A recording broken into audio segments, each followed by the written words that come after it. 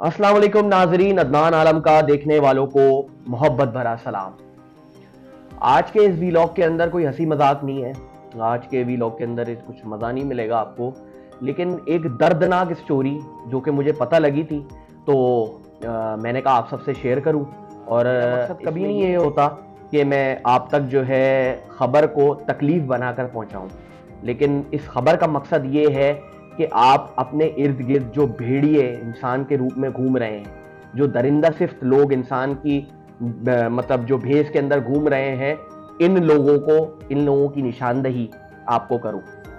वाकया पेश आता है गुलिस्तान जौहर के एक इलाके के अंदर, जहां पर एक बेवा खातून जो कि कब्रिस्तान जाती है, अक्सर व बेशतर जाती है, और वहां पर उसके शौहर की कब्र होती है। जाहिर सी बात है, एक खातून है और उसके शौहर है और उसके बच्चे नहीं हैं, तो वो खातून ही अपने शौहर की जो है कब्र पर फातिहा ख्वानी के लिए जाती है।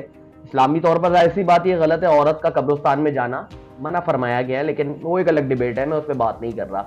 एक खातून है, वो अपनी मोहब्बत की खातिर फातिहा ख्वानी करने के लिए अपने शौहर की कब्र पर जाती है। वहां पर एक गोरकन मिलता है और वो कहता है कि जी बाजी, आपके शौहर के एक दोस्त हैं, वो काफी दिनों से आपका पूछ रहे थे, अच्छा हुआ आप यहां पर आ गई, आप मुझे अपना नंबर दे दें, मैं वो अब जब आएंगे तो आपका नंबर उन्हें दे दूंगा। अच्छा, वो खातून भी मतलब हैरान होती है कि यार कौन है जो मुझे ढूंढ रहा है, मेरे मतलब जो शौहर है उसकी वफात के बाद मुझे ढूंढ रहा है, ऐसी क्या बात है? कोई लेन देन का मामला ना हो, ना कोई ऐसी बात हो जो उसके शौहर ने अपने, जाहिर सी बात है, बाज़ औक़ात ऐसा होता है कि फैमिली के जो लोग होते हैं वो बातें घर में नहीं बताते, लेकिन अपने जो करीबी दोस्त होते हैं उनको लाजमी बताते हैं। खैर, वो औरत अपना नंबर देकर चली जाती है। उसके बाद उसे एक कॉल मौसूल होती है, सही है जी, पीटीसीएल के नंबर से, और वो नंबर से उसे कॉल मौसूल होती है, वो पीसीओ का नंबर होता है, बोलता है जी मैं आपसे मिलूंगा और मुझे आपसे कुछ बातचीत करनी है, मैं आपके शौहर का बहुत अच्छा दोस्त हूँ।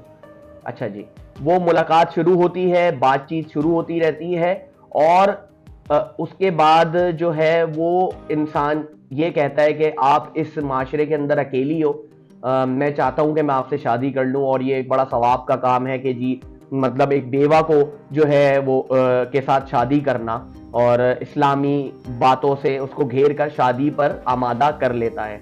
बातों बातों में वो ये कहता है यार मुझे एक सिम चाहिए, अभी मेरा शनाख्ती कार्ड का कुछ मसला चल रहा है, तो मुझे एक सिम दे दो। वो कहती है मेरे पास हाँ जी एक सिम है, जाहिर सी बात है, अमूमन है, मेरे फोन के अंदर भी 2 सिम्स लगी हुई है जिसमें से मैं एक इस्तेमाल करता हूँ। अब होता क्या है, उसके ऊपर ही सारी बातचीत हो रही है। अब जरा टेक्निकल चीजों को देखिएगा, सिम उस खातून के नाम पे है लेकिन उस मर्द के पास है, व्हाट्सएप पे राब्ता हो रहा है, सारी चीजें हो रही है, बातचीत वगैरह, यानी कि अगर आप कोई कार्रवाई करने जाएंगे तो वो नंबर भी खातून का और विक्टिम भी खातून है, तो ये बड़ा मसला हो जाता है। होता ये है कि वो इंसान उसको बेवकूफ बनाता है, कहता है कि मैं आपको पोर्शन लेकर दे देता हूँ, मैं अलग से आपको जो है रखूंगा, इस घर में आप ना रहो, किराए के घर की कोई जरूरत नहीं है, और ये और वो और वो और वो सारी चीजें जो लारे लप्पे देते हैं। उसके बाद वो प्यार मोहब्बत के जरिए पूछता है कि तुम्हारे पास क्या जमा पूंजी है। इन शॉर्ट बात कर रहा हूँ, बड़ा लंबी चौड़ी बात है, तुम्हारे पास जमा पूंजी क्या है? तो उस औरत के बाद तकरीबन 20 से 25 लाख रुपए का सोना और नकद चीजें थी, पैसे थे उसके पास, तो वो बता देती जी मेरे पास ऐसे पैसे हैं, ऐसे ऐसे पैसे हैं। अच्छा जी, अब होता क्या है, ये सारी बात चल रही है उस औरत के ही नंबर पे, उसी औरत से, वो नंबर जो है वो उस मर्द के पास है, ताकि इसकी पकड़ ना हो सके। एक दिन वो अपने एक दोस्त के साथ उसके घर पे आता है, वो औरत चाय बनाने के लिए चली जाती है, जाहिर बात है मेहमान नवाजी हमारे यहाँ बड़ी होती है, और एक शौहर के साथ उसका मेहमान आया है, होने वाले शौहर के साथ मेहमान आया है, तो जाहिर सी बात है खातिरदारी तो करनी पड़ती है। वो औरत जाती है अपने कामों में लगती है, बंदा जाता है अलमारी में अपने दोस्त के साथ, और वहां से जेवर, वहां से पैसे, वहां से वो सारी चीजें ले उड़ता है जो मतलब जो उस औरत ने उसे बताई थी और बताया था कि मैंने ऐसे ऐसे यहाँ यहाँ रखी हुई है। होने वाले शौहर को बता दी जाती है सारी चीजें, और उसके बाद वो सिम को बंद कर देता है।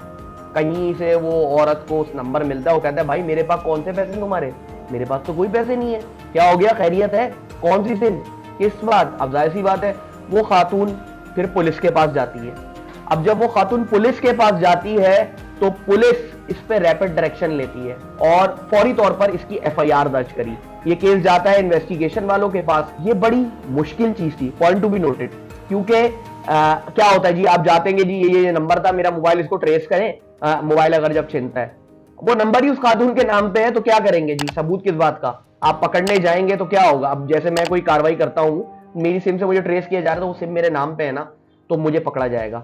लेकिन वो सिम उस खातून के नाम पे जो कि विक्टिम है, जो कि इस फ्रॉड का निशाना बनी थी। अब क्या किया जाए जी? लेकिन वहां की पुलिस ने बड़ी अच्छी कार्रवाई करी और इसके ऊपर बड़ी टेक्निकल बुनियादों पे जो मोबाइल का IMEI नंबर होता है, उससे उस बंदे को ट्रेस किया और अल्हम्दुलिल्लाह उस बंदे को पकड़ा और उससे वो सारी रिकवरी कराकर उस खातून औरत को दी। इसका चालान भी उन्होंने पेश कर दिया है और मैं गुलिस्तान जौहर पुलिस को मुबारकबाद दूंगा और यकीनन वो इस मुबारकबाद के मुस्तहिक है। एक बेवा खातून की उन्होंने मदद की है। अब मैं अपनी उन सब बहनों से ये कहना चाहूंगा जो कि बेवा है, बेसहारा है, जाहिर सी बात है जिनके घर में मर्द नहीं होते, तो प्लीज खुदारा ऐसे लोगों से जो हमारे इर्द गिर्द भेड़िए घूम रहे, इनसे जरा जो है प्लीज दूर रहें, क्योंकि ये कब क्या कर जाएं किसी को कुछ नहीं पता। यहाँ पे आजकल के इस दौर के अंदर ना किसी को कोई हमदर्दी नहीं है, बेवाओं से हो गई या हो गई, आपके फैमिली वाले, आपके करीबी रिश्तेदार जो लोग हैं वही हैं। तो एकदम से ये जो पैदा हो जाते हैं ना जी, शौहर का दोस्त आ गया यार, मरने के बाद भाई का दोस्त आ गया यार, भाई की जिंदगी में, शौहर की जिंदगी में तो कभी आप मिले नहीं, तो एकदम से कैसे आ गए तुम यार? इस चीजों को जरा फोकस करें, बेवकूफ बनने से बचे।